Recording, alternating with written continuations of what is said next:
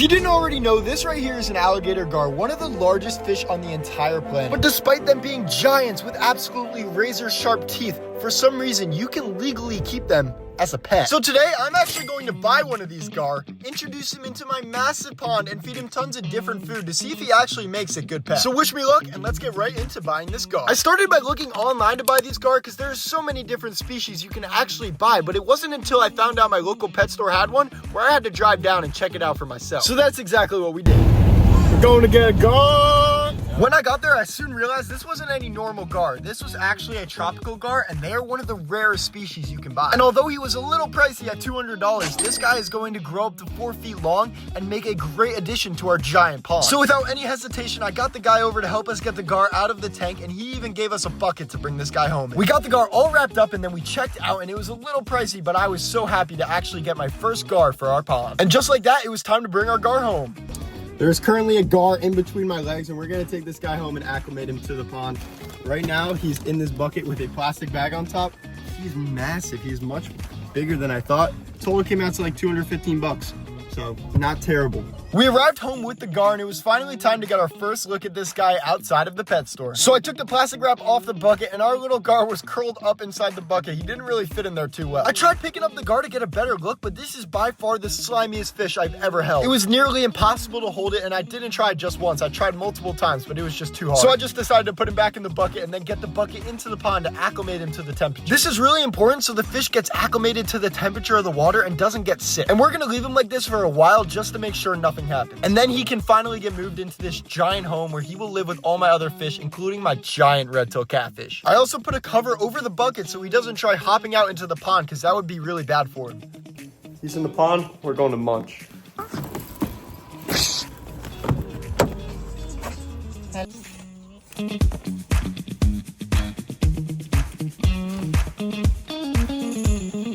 And after our little lunch break, we could finally get home and add this guy into the giant pond. There wasn't really a clean way to do this, so I just decided to go in with my hand and just throw him in. Like I said, he was really slimy, so this didn't really go too well. But either way, he went in the pond and not onto the floor, so I'll consider that a win. Gar can actually be really shy fish, so this guy went right to the corner to hide from all the other fish. But taking a look at this guy underwater, you can really see how good he looks under the pond lights. And this guy right here is probably under a year old, because they can get up to 4 feet long and almost 10 pounds. And after only a few minutes, he was already exploring the pond and going in and out of all the structure. That is until he went straight into the filter pipe and almost got sucked straight up. But good thing I have a cover for this, so I'm gonna put that right on. I'm really not sure if this gar is having a good time or if he's just scared of all the other fish in the pond, but we're soon gonna find out. And also, I want you guys to leave some names in the comments for this gar, because this is the first of many times he'll be on my channel.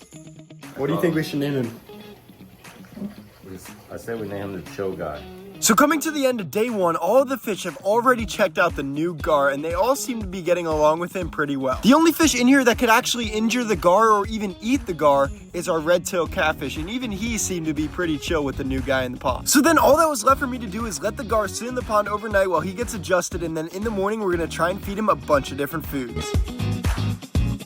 I woke up the next morning happy to see that our gar actually made it through the night and was looking really good. Now it's time to see which of these 6 foods our gar likes the most. First up on the menu is these floating cichlid pellets. I feed these pellets to my Oscars and they absolutely love them, so I don't see why the gar wouldn't. Put a handful of these pellets right on top of the gar's head and he seemed to follow them around, but he absolutely showed no interest in eating the floating pellets. Next up is these carnivore sinking pellets. Every fish in my pond loves these pellets, especially the catfish. So let's see what the gar thinks of them. These pellets have a very strong scent to them, which makes all the fish come right to them, but the gar just looked at them sitting there on the bottom and didn't even turn his head. I'm pretty sure the reason this gar doesn't like any pellets is the pet store might have been feeding him live food, so we're gonna test that out very soon. But there's a few more foods I want to try out first, including the silver side minnows. These are frozen silver sides that when you thaw out, they make the perfect snack for many big fish, so I was surprised when the gar showed no interest at all in these little guys. I'm sure he's just a little stressed out right now, and eventually he probably will want to eat these frozen silver side minnows, but at the moment he wasn't wanting any at all. But I couldn't let this minnow go to waste, so we fed it to my red-tailed catfish and he absolutely devoured it. Now we're gonna get on to some live foods, starting with mealworms. In the wild, young gars will eat bugs floating on the surface of the water, so these mealworms should mimic that perfectly. I took a handful of these mealworms and I threw them in the pond, and a few of them floated on the surface, but a few of them sank. And honestly, I see no reason why a gar wouldn't want to eat mealworms, so I think he's just really stressed out after being in the pond for only 2 days now. So I was a little confused out of all these foods why he didn't even touch any of them, so I decided to let him sit another night in the pond, and in the morning he seemed a little better. better. And I thought the only thing I could do was try even more live food, since the dead minnows were obviously not working. So straight away that morning, I hopped in the car and headed over to Pet Supplies Plus, where I grabbed a bag of about 20 minnows. They obviously gave me a bunch more,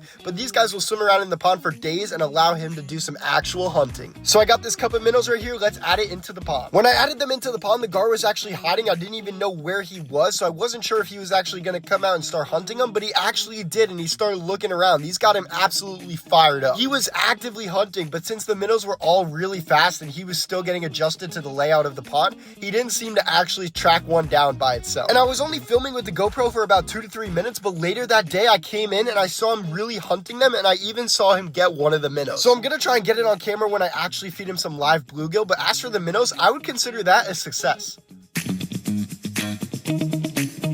But the next day, about half the minnows were still alive, and there was about a school of them on the surface swimming around, which is really good for the gar to hunt. And then there was about 20 more on the bottom swimming around. Good thing about minnows is they'll stay alive quite a while and allow the gar to hunt over time. But let's get into feeding the gar the last and final food, and the one I have the most hopes for, bluegill. So you can't just buy bluegill, so I had to go to my local creek with the net and scoop some of them out of this dirty, mucky water. After just a little while, I was able to round up quite a few of these tiny little baby bluegill. They were actually living underneath the leaves for the winter. But these guys are either going to live a nice, long, healthy life in our giant pond, or they're going to be food for one of my monster fish. So let's add them in and see what the gar thinks. The bluegill were so surprised to swim right up to the gar, and they didn't even notice he was sitting there waiting for them. But at the end of the day, he really didn't want the bluegill at all and just stood and stared at him. So let me know, do you guys think my gar is broken, and should I return him and get a new one? Or do you think he's just a little stressed out? But 2 hours later, I came back to the pond, and I didn't see a single sign of any of the baby bluegills, so they're either gone or they're really good at hiding. And just like that, we're done feeding all of the foods to our new pet gar. It's going to be really sick when he comes up to the surface and we can actually hand feed him. But as of now, he's just interested in the live food. So yeah, guys, let me know what we should name our new pet gar and what crazy fish we should get for the pond next. And for the next few months, I'm going to be trying to post as much as possible. So make sure you guys are subscribed, because I got some crazy video ideas and you're definitely going to want to see them. If you guys want a hint for what I'm planning, if you see that 300-gallon pond all the way back there, that's what my fish right here used to be in. But imagine that outdoors with sharks in it. Just an idea, but imagine filling it up with sand, salt water, going to the beach, catching sharks. I think it would be pretty sick. There's probably some links in the description you should click. I haven't decided yet what I'm going to put down there, but click them and come back for the next video. See you guys later. Peace. We got beast or catfish. What about gar banks? Thank you guys for watching this video. If you enjoyed, like, comment, and share.